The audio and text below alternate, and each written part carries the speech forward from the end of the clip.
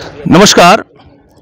मैं गोरखपुर जनपद के दक्षिणांचल में उरवा ब्लॉक के अंतर्गत मठ चचाई राम, आप दिखाइए, मठ चचाई राम का यह धरोहर मंदिर है और मैं वहाँ पर उपस्थित हूँ और अपने दर्शकों को बताना चाहता हूँ कि पूरे जनपद में, पूरे प्रदेश में, देश में ये सूचना मिल चुकी है कि यहाँ के 10वें मठाधीश महंत पंचाननपुरी जी अब इस हम लोगों के बीच में नहीं रहे और कल हृदयाघात से उनकी मृत्यु हो गई जिला अस्पताल गोरखपुर में।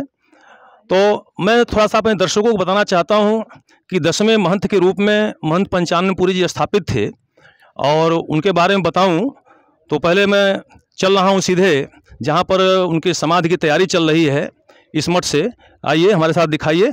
और ये देखिए दर्शकों की भीड़ ये लगी हुई है और जैसे सूचना सबको मिली है लोग यहाँ तक पहुँचे हैं। और ये मठ का यह गेट दिखाइए, मठ का ये जो है द्वार है, ये दिखाइए। ये पुरानी धरोहर मठ की जो लगभग 4 पीढ़ी के पहले जो महंत जी लोग थे उनके द्वारा स्थापित की हुई ये चीज़ें हैं। अंदर मैं ले चल रहा हूँ जहाँ पर उनकी तैयारी चल रही है समाधि देने के लिए। और मैं अभी बताया कि 10वें पीढ़ी के महंत जी थे और इसके पहले 9 लोग। देखिए अपने दर्शकों को दिखाना चाहता हूँ कि महंत जी के लिए समाधि के लिए यह तैयारी चल रही है और यह सबको पता भी होना चाहिए। हर मठ की, हर गद्दी की अपनी अलग अलग परंपराएं होती हैं कि कहीं जो है जल समाधि भी होती है और कहीं जो है भूमि समाधि भी होती है। तो यहाँ की गद्दी का इतिहास जो है भूमि समाधि का ही है और 10वें महंत के रूप में आदरणीय श्री पंचानन राय जी रहे हैं। और इधर दिखाइए, ये देखिए दर्शकों का जमावड़ा। कल रात से ही पूरा यह मठ भरा हुआ था और यहाँ के लोग, क्षेत्र के इनके शिष्यगण, ये सारे लोग एकत्रित हैं, आ रहे हैं, जा रहे हैं और अपने प्रिय महंत जी को समाज तक अंतिम दर्शन के लिए लोग लालायित हैं।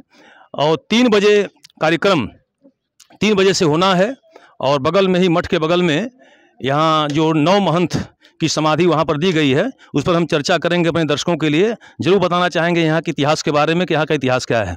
आइए जैसा दिखाइए, यहाँ का जो यहाँ पर महंत जी को बैठाया गया है और समाधि के लिए मैं वहाँ तक चल रहा हूँ। और ये दिखाइए जो 4थी पीढ़ी से यह चचाई राम मठ का यह स्थान है।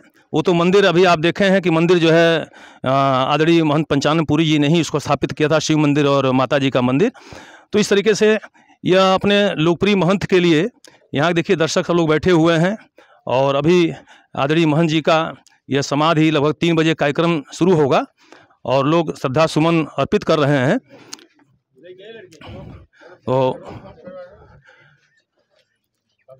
तो देखिए अपने प्रिय गुरु के प्रति लोग पुष्पार्चन कर रहे हैं। क्षेत्र से जहाँ जहाँ जानकारी सबको मिल रही है, कल रात से ही सूचना हो गई थी।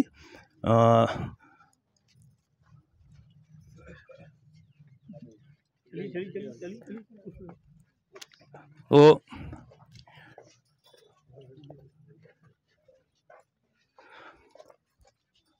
हाँ देखिए ये पुष्पार्चन लोग, क्षेत्र के लोग कर रहे हैं। माता जी जरा सा आप आ जाएंगे, इधर आ जाइए। महंत जी को दिखाइए, आप कैमरे से नज़दीक दिखाइए। आदरणीय श्री महंत पंचाननपुरी जी और यह समाधि के लिए यहाँ पर लोग तैयारी में हैं और उनके उत्तराधिकारी के रूप में यह प्रणव पुरी जी हैं जिनको ओम पुरी कहा जाता है। और महंत जी, हाँ, क्योंकि आज के समाधि के बाद ये थोड़ा सा एक दुर्भाग्य है क्योंकि यहाँ जो ओम पुरी जी हैं अभी नाबालिग हैं, लेकिन महंत जी ने चयनित किया था इनको कि अपने व्यवस्था को देने के लिए। अभी अब स्टूडेंट लाइफ में भी, विद्यार्थी जीवन में भी हैं। हाँ जैसा लाइट दिलाइए। तो आप हटा दे, आप हट जाइए आप। तो अपने दर्शकों को हम दिखा रहे हैं इस तरीके। देखिए जो परंपरा है यहाँ इस मठ की, अभी दर्शकों को बताया हूँ कि परंपरा यहाँ की भूमि समाधि की है। जैसे अभी कुछ ही दिन पहले आदरणीय महंत जी अपने दल बल के साथ यहाँ से गए थे, मदरिया पीठ, शक्तिपीठ पर गए थे, सिद्धपीठ पर, जहाँ पर वहाँ के महंत की परंपरा जो है जल समाधि की है। दर्शकों को मैं बताना चाहता हूँ, आप निरंतर दिखाते रहिए और उधर सब घुमाते रहिए। तो इसके बगल में ही एक शक्तिपीठ है माता या दुबरीपुरा में समय माता का। तो हम लोग तो पैदा नहीं थे, लेकिन हम लोग सुनते थे कि वहाँ के बाबा बसंत दास की कुटी कही जाती है। बसंत दास जी को जीवंत जल समाधि दी गई थी, जीवंत जल समाधि दी गई थी, और लोग गाजे बाजे के साथ हरिहरपुर तक गए थे। तो एक परंपरा जीवंत जल समाधि की भी है, और एक परंपरा इस चचाईराम मठ के भी जीवन समाधि की परंपरा है।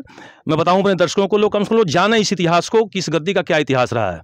तो यहाँ पर एक त्यागी बाबा रहा करते थे, जो लगभग मैं समझ रहा हूँ कि दूसरी या तीसरी पीढ़ी के महंत रहे, और वह जीवंत अपनी समाधि लिए थे। जहाँ आज आदरणीय महंत जी का वहाँ समाधि होना है, आज वहीं पर आपका भी समाधि होगा। तो वहाँ पर त्यागी बाबा भी एक ऐसे संत थे इस पीठ से कि जो जीवंत समाधि लिए थे, और यहाँ के लोग जो रहे वो समाधि में वहाँ लोग थे, और 9 समाधि वहाँ बन चुकी है। 10वीं समाधि आदरणीय महंत जी की वहाँ पर होनी है। और दर्शकों से मैं निवेदन भी करूँगा कि गोरखपुर जनपद के दक्षिणांचल का सबसे लोकप्रिय ये मठ चचाईराम है, जो आज सब लोग काफ़ी दुखी तो है ही, लोग हतोत्साहित हैं कि इतना जल्दी और इतना चटपट में आदरणीय महंत जी इस क्षेत्र को छोड़ के चले गए और स्वर्गवासी हो गए। लेकिन फिलहाल मैं दर्शकों से निवेदन करूंगा कि आज 3 बजे आदरणीय महंत जी की वहां पर भूमि समाधि होनी है। तो जो लोकप्रियता आपकी थी, जितने शिष्यगण थे, इस चैनल के माध्यम से लोग वहाँ पर 3 बजे पहुँचें, और अंतिम विदाई आदरणीय महंत जी को दी जाएगी। और यहाँ का कार्यभार इसके बाद जो परंपरा के अनुसार होगा, ये प्रणवपुरी जी यहाँ की व्यवस्था को फिर संभालेंगे, और व्यवस्था इनके साथ अन्य भी यहाँ के मठ दुरासा के महंत जी हैं, पवन जी हैं, अन्य भी लोग हैं। तो सब लोग व्यवस्था को संभालेंगे, देखेंगे। लेकिन यह एक हम लोग अकल्पनीय हो गया, नहीं जानते थे कि महंत जी हम लोग के बीच से यहाँ से छोड़ के चले जाएंगे।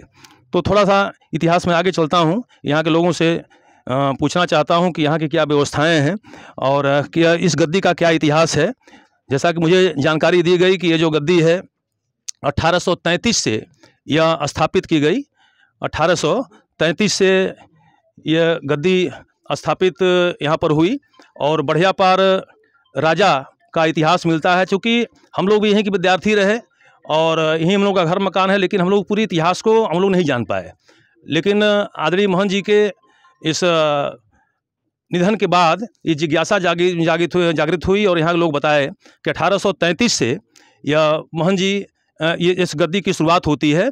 और बढ़िया पार स्टेट वहाँ के राजा और नवाब, यह दोनों लोगों ने यहाँ के जो है 14 गांव की जागीर यहाँ पर दिया था, यहाँ पर जो है इस मठ के लिए। और उसके पूर्व जैसा कि गांव के लोगों ने मुझे बताया, और यहाँ के एक प्रतिष्ठित व्यक्ति हैं और सैनिक स्कूल के प्रबंधक आदरणीय गणेश गौड़ जी हैं, उन्होंने इस चीज़ को भी पुष्ट किया अपने उम्र के हिसाब से कि लोग बाप दादा के लोग सब लोग बताते थे कि यहाँ के एक महंत जी थे जिनका नाम जो है त्यागी बाबा से ऊपर थे, नाम मैं थोड़ा सा विस्मृत हो रहा हूँ। तो वह जो है बढ़िया पार नवाब जो है बीमार थे, और उनको जो है अपने रूप से वो भभूत दे दिए। जैसे चचाईराम इस मठ के बगल में उरुआ का ब्लॉक है, वहाँ पर तालाब भी हुआ करता था, वो तालाब किनारे रहते भी थे। झोपड़ पट्टी थी यहाँ पर, यहाँ झोपड़ी थी और कुछ नहीं था, तो उनको भभूत दे दिए। भभूत से नवाब ठीक हो गए।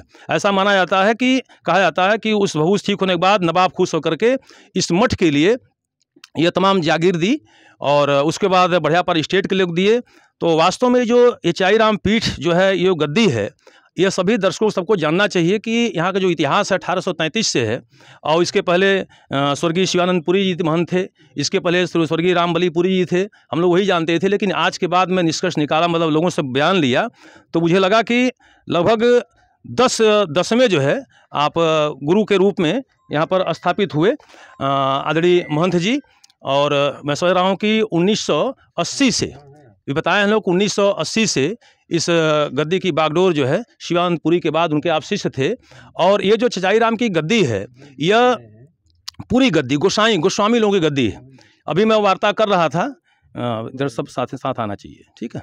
तो वार्ता कर रहा था तो जानकारी मुझे मिली कि यह जो पीठ है, यह गोसाई की पीठ है और पुरी की पीठ है। जैसा कि मैं बीच में मैं कवरेज भी किया था कि हमारे इस उरुआ की धरती जो उरुवे ऋषि के नाम पर जानी जाती है, उरुवे ऋषि यहाँ पर विश्राम किए थे। और एक उरुआ बाज़ार इलाहाबाद प्रयागराज में भी उरुआ बाज़ार है। और वास्तव में जो हमारी जो ये उरुवे ऋषि की धरती जिसके नाम से उरुआ बोलते हैं, तो निश्चित जो है कुछ न कुछ है, ये चीज़ें हैं। और अभी मैं चर्चा भी करा, बीच में कवरेज भी किया था एक बार मैं इंदिरा पार्क शिव मंदिर के पास का। तो जितने यहाँ गांव हैं, लगभग 8 से 10 गांव, यहाँ पर हर गांव के सामने मठ जुड़ा हुआ है। सभी आप सबको पता होगा मठ जुड़ा हुआ है, मठ विक्रम है, मठ परशुराम है, मठ शोभा है, मठ श्री राम है। तो इस प्रकार से चीज़ें थी। तो यह वास्तव में संत ऋषियों की धरती है उरुआ की।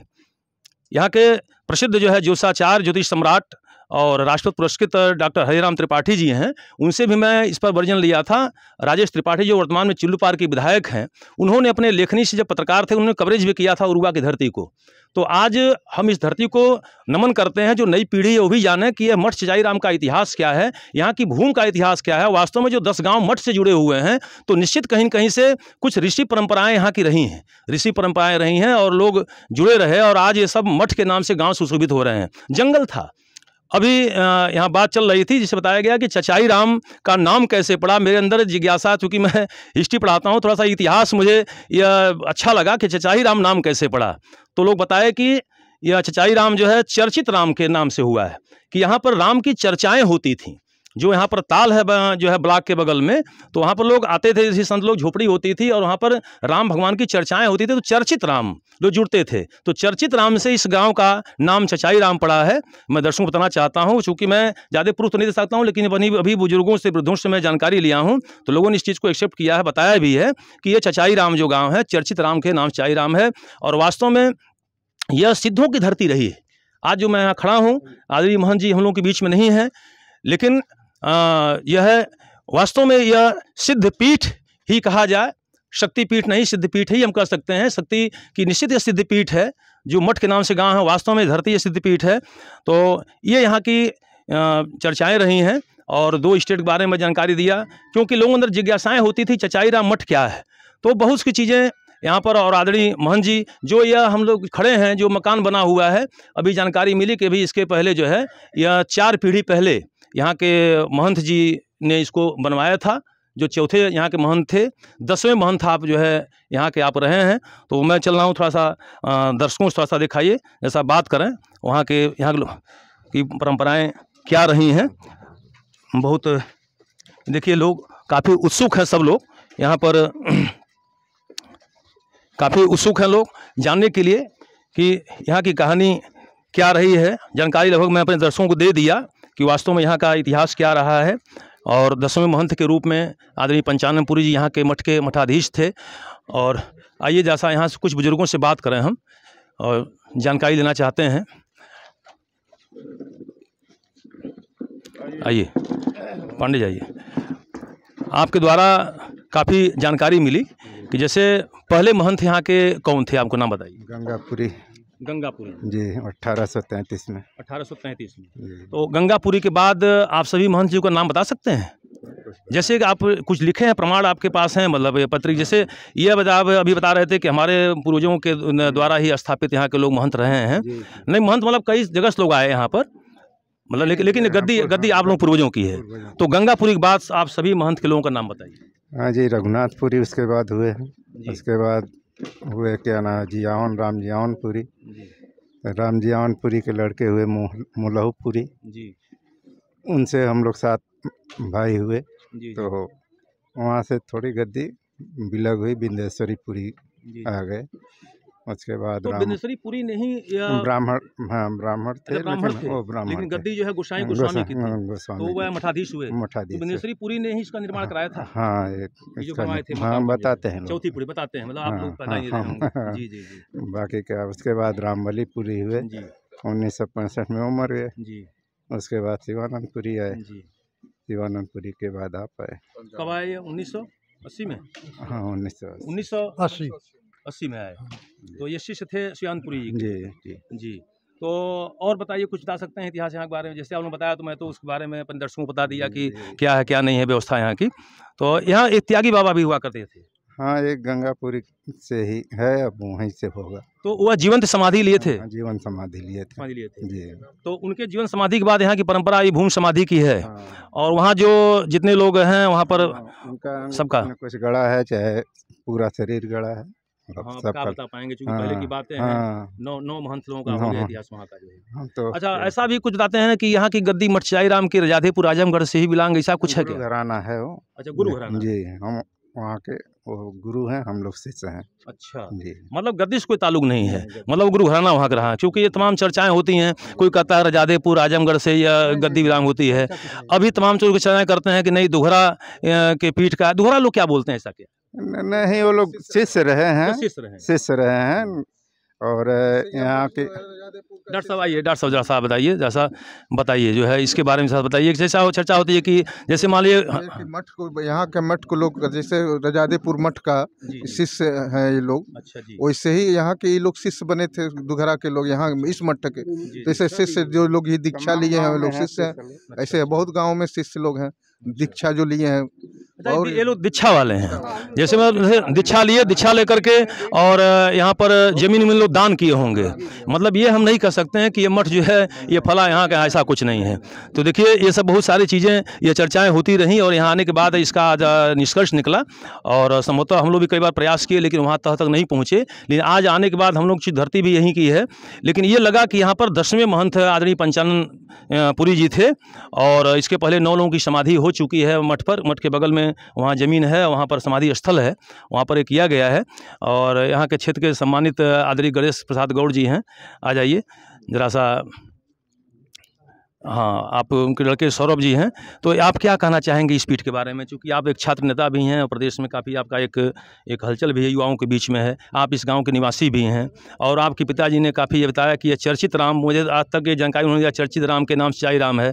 इस पीठ के बारे में कुछ आपको नॉलेज बताइए। हम लोग का जब से जन्म हुआ है, एक युवा होने के नाते, नौजवान होने के नाते, उम्र हम लोग की तो कम है, तो जब से जन्म हुआ है तब से इस मठ के द्वार को हम सभी एक गार्जियन के रूप में ही देखे हैं। चचाई राम का प्रत्येक व्यक्ति, प्रत्येक नौजवान और उम्र में बड़े गार्जियन, बूढ़े हो या बूढ़ी, जब भी कभी ज़रूरत पड़ती थी तो ये मठ का दरवाज़ा हमेशा खुला रहता था। तो कल से ही हम सभी बड़े दुख में ये सोच रहे हैं कि हम सभी ने एक अभिभावक खो दिया। निश्चित तौर पे हम सभी के लिए अभिभावक थे और ये चचाई राम गाँव के लिए अभिभावक नहीं थे। ये मठ बहुत सारे गाँव में फैला हुआ है और 200 साल पुराना 200 साल पुराना इतिहास इस मठ का रहा है। बहुत ही गौरवशाली इतिहास रहा है और समाज के लिए क्या करना चाहिए, सनातन के लिए क्या करना चाहिए, इनके जीवन को अगर देखा जाए और इनके जीवन से सीखा जाए तो हमारी नई पीढ़ी को भी बहुत कुछ सीखने को मिलेगा। और आगे भी हम सभी को उम्मीद है कि ये मठ इसी प्रकार संचालित होगा और जो उन्होंने स्वप्न देखा था और इस मठ को कहाँ तक ले जाना है, अभी बहुत काम अधूरा है। कभी हम लोग मिलते थे तो ऐसे बात में चर्चा होती थी कि और कहाँ मंदिर बनवाना है। हाँ, अभी जीर्णोद्धार हुआ और बहुत ही भव्य कार्यक्रम हुआ 1-1.5 वर्ष पहले। पूरा मंदिर का स्ट्रक्चर चेंज हुआ और मंदिर को लेके उनका हमेशा से मानना था कि जगह जगह पे ऐसा होना चाहिए, श्रद्धा का केंद्र होना चाहिए जो व्यक्ति के अंदर परिवर्तन कर सके। योजना तो बहुत सारी आगे थी, हो सकता है कि आगे जो भी इस मठ। सौरभ जी, प्रदेश के आदरणीय हमारे मुखिया मुख्यमंत्री आदरणीय योगी जी, काफ़ी योगी जी के निकट थे आदरणीय महंत जी, और बराबर उनके कार्यक्रम में जाना, लखनऊ जाना, तो ये सब चीज़ें सूचना तो आदरणीय मुख्यमंत्री जी हुआ, चूँकि प्रदेश का पूरे मुखिया इतना टाइम जो भी व्यवस्था उनकी होगी, लेकिन काफ़ी करीबी रहे और उनके माध्यम से यहाँ पर जो है जो या सुंदरीकरण हुआ है, उससे चीज़ें हुई हैं। तो ये सब इस बारे में क्या कहना चाहें? अभी जो आपने कहा कि काफ़ी टच में मुख्यमंत्री जी के रहे हैं, मुख्यमंत्री जी के ही टच में नहीं रहे, ये मुख्यमंत्री जी के गुरु जो थे अवैधनाथ जी। अच्छा, उनके शिष्य। हाँ, अवैधनाथ जी से ज़्यादा इनका वो था, लगाव था। उसके बाद फिर गुरु परंपरा आगे बढ़ती गई, नाथ परंपरा के अनुसार, और जो मठ गोरखनाथ का था वो माननीय मुख्यमंत्री योगी आदित्यनाथ जी पहुँचे, उनसे बहुत अच्छा लगाव था और काम को लेकर वो इस मठ में आए। व्यक्तिगत वो अपने लिए लेकर नहीं, सभी के लोगों के लिए लेकर आए। उरुआ में चाहे हुआ, चाहे यहाँ पे हुआ, अभी यहाँ निर्माण हुआ इस भवन का भी, और बहुत सारी योजनाएं भी थी, आगे उम्मीद है कि वो होती रहेंगी। लेकिन उनकी वजह से हम सभी का जो विकास है ना, वो सतत चलता रहा, रुका नहीं विकास कभी, और बहुत तेज़ी से। अभी इधर भी तो हमको लग रहा है जब से भारतीय जनता पार्टी की सरकार बनी तब से लगातार जो विकास की जो रेस थी ना, वो और तेज़ होती गई और एक उम्मीद बनता चला गया हम लोगों ऊपर कि आगे अभी पोखरे का, मंदिर का, आगे चल के हॉस्पिटल का भी निर्माण होगा और बहुत सारी संसाधनें आएंगी। स्वयं वो एक विद्यालय के मालिक थे और विद्यालय वो इसलिए चलाते थे कि अगल बगल के जो लोग असहाय लोग हैं, कम पैसे वाले लोग हैं, उनको भी शिक्षा दी जा सके। ये सोच थी आदरणीय मोहन जी की। बहुत ऐसा था नहीं, और लोग लालच करेंगे क्या, इतना बड़ी संपत्ति, इतना बड़ा मठ, किसके लिए कमाना है, किसके लिए करना है, सभी जनता ही उनकी थी। ऐसा कोई पारिवारिक मामला तो था नहीं, जनता ही सबके सुख दुख में सहभागिता आपकी थी। विजन बहुत अच्छा था और विकास इस क्षेत्र का, इस मठ का कैसे करना है, ये उनका बड़ा सिस्टम सही था। और वो सोचते रहे थे दर पर दर उसको करना क्या है, और वो क्या ना, सनातन की जो चीज़ें हैं, प्रक्रिया, उनको लेके चलना और सभी लोगों को एक साथ जोड़ देना उससे, और भटके हुए लोगों को मुख्य मार्ग पे लेकर कैसे उनका विकास और उनके भविष्य का विकास करते हुए इस समाज को हम लेके चलेंगे। ये बड़ा अच्छा विजन था। बहुत अच्छा, बहुत अच्छा। तो देखिए सौरभ जी ने, यह युवा हैं, इस गांव के निवासी हैं और काफ़ी उन्होंने उनके बारे में बताया। बहुत सारे वृत्तांत हैं, दर्शकों को फिर बताएंगे। तो देखिए लोग काफ़ी उत्सुक हैं, अभी लोग आ रहे हैं, जा रहे हैं, क्योंकि 3 बजे कार्यक्रम यहाँ पर होना है समाधि का, तो उस समय सब लोग पहुँचेंगे और इनकी समाधि होगी। और इसी के साथ मैं बातों में विराम देता हूँ और मैं राकेश चंद्र त्रिपाठी, आप देख सकते हैं सचिव 21। जय हिंद, जय भारत।